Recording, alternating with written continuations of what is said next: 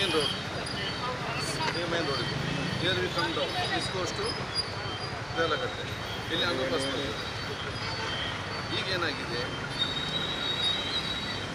ಇಲ್ಲಿಂದ ರೋಡ್ ಕಮ್ಮಿ ಅಂತ ದಿಸ್ ಈಗ ಉಳ್ಳಾಲ ರೋಡ್. ಈಗ ಪ್ರಾಬ್ಲಮ್ ಏನಂದರೆ, ಒನ್ ಪ್ರಾಬ್ಲಮ್, ಈ ಕಡೆ ಬರೋ ವೆಹಿಕಲ್ ಕೂಡ ಇಲ್ಲಿ ಕೆಳಗಿಂದ ಹೋಗ್ತದೆ. ಕೆಲವೊಂದು ವೆಹಿಕಲ್ ಈ ಕಡೆ ಬರೋದು ಕೂಡ ಇಲ್ಲಿಂದ ಬರ್ತದೆ, ದಿಸ್ ವೇ ಅಂಡರ್ ಪಾಸ್ ಆಗಿ this side. So movement will slow. And ಇಲ್ಲೇ ಒಂದು ಬ್ಲಾಕ್ ಆದರೆ ಇವರು ಬಂದು ಇಲ್ಲಿ ನಿಲ್ಲಿಸ್ತಾರೆ ಈ ಟರ್ನಿಂಗ್ ಎಲ್ಲ. So what is my suggestion is as A trial, ನಾವು ಈ ಅಂಡರ್ ಪಾಸಲ್ಲಿ ಬಂದು ರೈಟಿಗೆ ಕಟ್ಟಿಲ್ಲ, ಅಲ್ಲಿಂದಲೇ ಇಲ್ಲಿಂದ ಲೆಫ್ಟ್ ಕಟ್ಟಿಲ್ಲ, ಸರ್ವಿಸ್ ಲೆಫ್ಟ್ ಕಟ್ಟಿಲ್ಲ, ಇದನ್ನು ಇಲ್ಲಿಂದಲೇ ತಗೊಳ್ಬೇಕು ಆ ಸೈಡಿಂದ. ಆ ಸರ್ವಿಸ್ ರೋಡಲ್ಲಿ ಬಂದು ಕೆಳಗೆ ಹೋಗಿ ಟರ್ನ್ ಆ್ಯಂಡ್ ಕಮ್, ಅವಾಗ ದಿವಸ ಈ ಒಂದು ಫ್ರೀ ಆಗ್ತದೆ. ಸೊ ಅಲ್ಲಿ ಒಂದು ಬ್ಯಾರಿಕೇಡ್ ಹಾಕಿ ಒಂದು ಪೊಲೀಸ್ ಹಾಕಿ ಈಗ ಟರ್ನ್ ಮಾಡಲಿಕ್ಕೆ ಇಲ್ಲ ಅಂತ ಹೇಳ್ಕೊಂಡು ಪಾರ್ಕ್ ಮಾಡಿದ್ರೆ all vehicle will go there. ಸರಿ, ಅಲ್ಲಿಂದ ಮಾಡಿ ಈ ಕಡೆ ಬರ್ತದೆ, ಹಾಗಾದ್ರೆ ಫ್ರೀ ಆಗ್ತದೆ. ಸರಿ ಆಗ್ತದೆ. ಆವಾಗ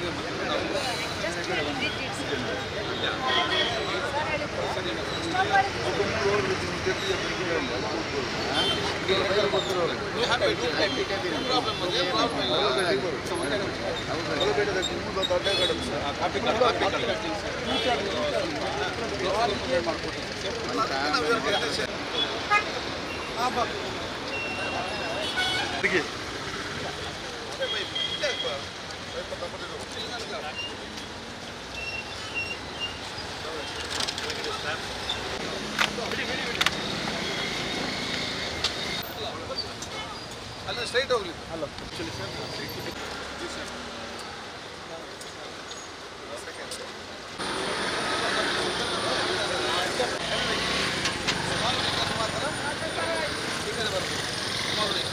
ಮೇಜರ್ ವೆಹಿಕಲ್ಸ್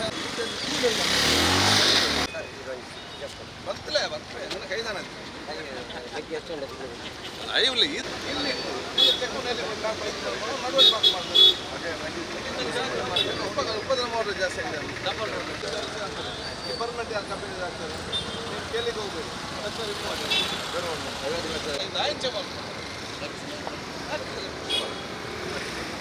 ನಿಮ್ಗೆ ಏನಿಸ್ತದೆ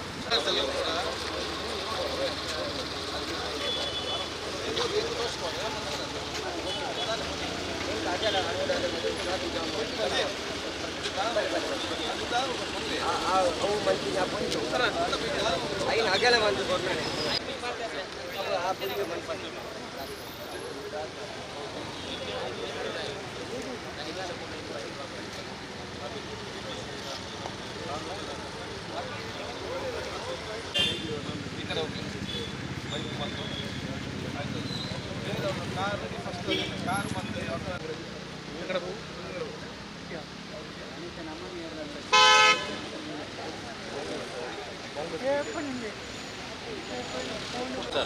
ಅಲ್ಲಿ ನಿಮ್ಮ ಬಸ್ ಉಂಟಲ್ಲ, ಬಸ್ ಹೊರಗೆ ಹೋಗಿ ತಿರುಗಿಸಿ ಬಸ್ಸಿಗೆ ಹೋಗಬೇಕು. ಇಲ್ಲಿ ಬಸ್ ಇಲ್ಲಿ ಬಂದು ನಿಲ್ಲಿಸ್ತಾರೆ, ಎಲ್ಲಿ ಈ ಜಂಕ್ಷನಲ್ಲಿ ಬಿಡಬಾರ್ದಲ್ಲ. ಸೊ ಮುಂದೆ ಹೋಗಿ ನಿಲ್ಲಿಸಬೇಕು. ಈಗ ಜಂಕ್ಷನ್ ನಿಲ್ಲಿಸುವ ಬದಲು ಅವ್ರು ಬೇಕಾದಲ್ಲಿ ಜಂಕ್ಷನ್ 100 ಮೀಟರ್ ಬಂದಾಗ ಅಲ್ಲಿ ಬೇಕಾದ ಜಾಗ ಇದೆ ಪಬ್ಲಿಕ್ಗೆ ನಿಲ್ಲಿಕ್ಕೆ, ಅಲ್ಲಿ ನಿಲ್ಲಿ. ಅವಾಗ ಜಂಕ್ಷನ್ ಬ್ಲಾಕ್ ಆಗೋದಿಲ್ಲ. ಅದು ಹೈವೇ ಮಾಡಬೇಕಲ್ಲ. ಈಗ ಹೈವೇ ಮಾಡಿದ ಸಮಸ್ಯೆಯನ್ನು ಇವರು ಬಗೆಹರಿಸಿದ್ರು ಪೊಲೀಸ್ನವರು. ಅದು ಅಲ್ಲಿ ನಿಲ್ಬಾರ್ದು ಅಂತ ಹೇಳಲ್ಲ. ಈಗಾಗಲೇ ಬಹುಶಃ ಎಂಥ ಮೀಡಿಯಾದಲ್ಲಿ ಕೂಡ ಸಮಸ್ಯೆ ಹೇಳಿದ್ದೀರಿ. ನಮ್ಮ ಮಂಗಳೂರಿಂದ ಮತ್ತು ನಮ್ಮ ಮುಡಿಪಿಂದ ಬರುವಂಥ ನಮ್ಮ ತಲಪಾಡಿಗೆ ಕೂಡ ಹೋಗುವಂಥ ಬಸ್ಸುಗಳು ಆ ಜಂಕ್ಷನಲ್ಲೇ ನಿಲ್ತಾರೆ. ಅದನ್ನು ಭಾಳಷ್ಟು ವಾಹನಗಳಿಗೆ ಅದು ಪ್ರಾಬ್ಲಮ್ ಆಗ್ತಾಯಿದೆ. ಬಹುಶಃ ನಾನು ಇಲಾಖೆ ಹೇಳಿದ್ದೇನೆ, ಆ ಜಂಕ್ಷನ್ ಬಿಟ್ಟು ಒಂದು 100 ಮೀಟರ್ ಮುಂದೆ ನಿಂತು ಅದನ್ನು ಸೂಕ್ತವಾದ ಸ್ಥಳದಕ್ಕೆ ನೋಡಿ ಅಲ್ಲಿ ಬಸ್ ವ್ಯವಸ್ಥೆ ಮಾಡಲಿ. ಯಾಕೆ ವ್ಯವಸ್ಥೆ ಬಸ್ಸಿನವರಿಗೆಲ್ಲ, ಈ ಜನಸಾಮಾನ್ಯ ಅಲ್ಲಿ ತುಂಬ ದೂರ ಓಡಾಡಲಿಕ್ಕೆ ಆಗೋದಿಲ್ಲ ಅಲ್ಲ, ಅವ್ರು ಕೂಡ ಪೇಟೆ ಹತ್ತಿರ ಒಂದು ಬಸ್ ಸ್ಟ್ಯಾಂಡ್ ಬೇಕಾಗ್ತದೆ. ಅದಕ್ಕಾಗಿ ಒಂದು ಸಿಟಿ ಸ್ಟಾರ್ಟ್ ಆಗೋ ಮುಂಚೆ ಸಿಗ್ತದೆ. ಮತ್ತು ಈ ಕಡೆಯಿಂದ ಬಹುಶಃ ನಮ್ಮ ಸ್ವಲ್ಪ ಮುಂದೆ ಬಂದು ನಿಲ್ಲುವಂಥ ಅವಕಾಶ ಖಂಡಿತವಾಗಿ ಅಲ್ಲಿ ಆ ವ್ಯವಸ್ಥೆ ಮಾಡ್ತಾರೆ. ಮಾಡದಿದ್ದಲ್ಲಿ ನಮ್ಮ ಮುಂದೆ ಅದರ ಬಗ್ಗೆ ತೀರ್ಮಾನ ಅಂತ ತಗೊಳ್ತಾರೆ. ಶಾಸಕರೆಲ್ಲ ಎರಡನೇ ಮೂಡಲಿದ್ದಾರೆ. ನಮ್ಮ ಶಾಸಕರು ಸ್ಪೀಕರ್ ಸರ್ ಇಷ್ಟು ಸಡನ್ ಆಗಿ ಓಡಿ ಬರಲಿಕ್ಕೆ ಏನು ಸರ್ ಕಾರಣ?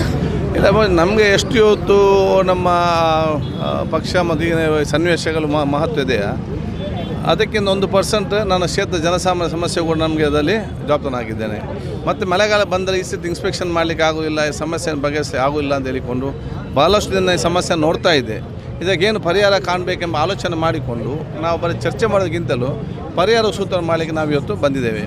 ಅದಕ್ಕೆ ಅನುಗುಣವಾಗಿ ನಾವು ಪೊಲೀಸ್ ಇಲಾಖೆ, NHI ಮತ್ತು ಕಮಿಷನರ್, PW ಕೆಲವು ಬದಲಾವಣೆಗಳನ್ನು ಇವತ್ತು ಮಾಡ್ತೇವೆ. ಯಾಕೆ ಅಲ್ಲಿ ನಮಗೆ ಅಗಲ ಕಡಿಮೆ ಇದೆ ಮತ್ತು ಬ್ರಿಡ್ಜ್ ಇದೆಲ್ಲ ಕೂಡ ನನಗೆ PW ಪ್ರಪೋಸಲ್ ಕೊಟ್ಟಿದ್ದಾರೆ. 30 ಕೋಟಿ ರೂಪಾಯಿ ಇವತ್ತು ನಮಗೆ ಅಲ್ಲಿಂದ ಫ್ರೀಯಾಗಿ ಬರಬೇಕಾದ್ರೆ ಬೇಕಾಗ್ತದೆ ಅಂತ ಹೇಳಿಕೊಂಡು ಅದಕ್ಕೆ ಬೇಕಾಗುವ ಅನುದಾನವನ್ನು ಅತಿ ಶೀಘ್ರ ನಾನು ಇವತ್ತು ಬಿಡುಗಡೆ ಮಾಡ್ತೇನೆ. ಮತ್ತು ಮಳೆಗಾಲ ಆಗುವ ಸಂದರ್ಭದಲ್ಲಿ 1 ವರ್ಷ ಹೋಗ್ತದೆ ಶಾಂಕ್ಷನ್ ಆಗಿ ಕೆಲಸ ಆಗುವಾಗ. ಅದಕ್ಕೆ ಈಗೇನು ಮಾಡಬೇಕು ಆ ಎಲ್ಲ ಸೂಚನೆಯನ್ನು ಪೊಲೀಸ್ ಇಲಾಖೆಯವರು ಕೊಟ್ಟಿದ್ದಾರೆ. ನಮ್ಮ ಇಲ್ಲಿ 2 ಲೈನ್ ಮೇಲೆ ಹೋಗೋದು 2 ಒಂದೇ ಸೈಡ್, ಇನ್ನೆಲ್ಲ ಬರುವವರು ಕೂಡ ಆ ಕಡೆಯಿಂದಲೇ ಬರಬೇಕು. ಮತ್ತು ಇಲ್ಲಿ ಅಂಡರ್ ಪಾಸ್ ಸ್ವಲ್ಪ ಕ್ಲಿಯರ್ ಮಾಡಲಿಕ್ಕಿದೆ.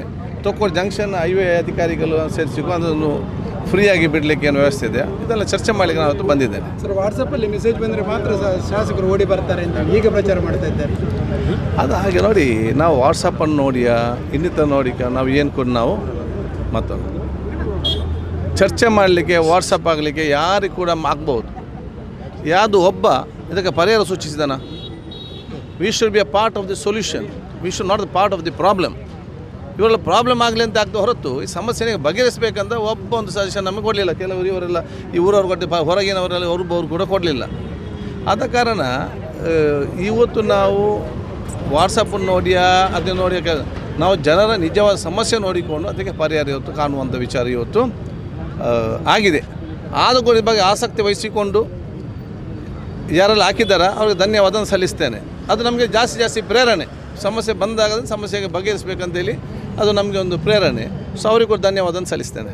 ಪ್ರಥಮ ಲಿಸ್ಟಲ್ಲಿ ಸ್ಪೀಕರ್ ಅವರು ಈಗ ನಾನು ಸ್ಪೀಕರ್ ಆಗಿದ್ದೇನೆ. ವಿಧಾನಸಭೆ ಹೇಗೆ ನಡೆಸಬೇಕಂತ ಹೇಳಿದರೆ ಅಧಿವೇಶನ ನಡೆಸ್ತೇನೆ. ಮುಖ್ಯಮಂತ್ರಿ ಒಟ್ಟಿಗೆ ಪ್ರಮಾಣ ವಚನ ಅಂತೇಳಿ ಊರು ಸುದ್ದಿ ಮಾಡ್ತಾ ಇದ್ದಾರೆ ಎಲ್ಲ. ನನಗೆ ಕೂಡ ಗೊತ್ತಿಲ್ಲ. ಆದ ಕಾರಣ ನೀವು ನಾಳೆ ಬೆಳಿಗ್ಗೆ ತನಕ ಕಾಯಿರಿ, ಎಲ್ಲ ಸಮಸ್ಯೆಗಳು ಬಗೆಹರಿಸ್ತದೆ. ನಾನು ಸೋಷಿಯಲ್ ಮೀಡಿಯಾದಲ್ಲಿ ಕೂಡ ನೀವು ಚರ್ಚೆ ಮಾಡಬೇಡಿ. ನಾಳೆ ಬೆಳಿಗ್ಗೆ ತನಕ ಆರಾಮದಿಂದ ಸಮಾಧಾನದಿಂದ ಇರಿ. ನೀವೆಲ್ಲ ಆದ್ಯತೆ ಸಿಗ್ತದೆ. ಯಾವುದು ಕರಾವಳಿಗೆ ಆದ್ಯತೆ ಸಿಗ್ತದೆ. ಕರಾವಳಿಗೆ ಯಾವಾಗಲೂ ಆದ್ಯತೆ ಕೊಟ್ಟಿದೆ ಪಕ್ಷ. ನಾನು ಲಾಸ್ಟ್ ಸ್ಪೀಕರ್ ಮಾಡಿದ್ದಾರೆ, ಅದರ ಮುಂಚೆ ಉಸ್ತುವಾರಿ ಮಂತ್ರಿ ನಾನು ಮಾಡಿದರು, ಅದು ಮುಂಚೆ ಬೇರೆ. ಸೊ ಪ್ರತಿಯೊಂದು ಸಂದರ್ಭದಲ್ಲಿ ಕರಾವಳಿಗೆ ಆದ್ಯತೆ ಇದೆ.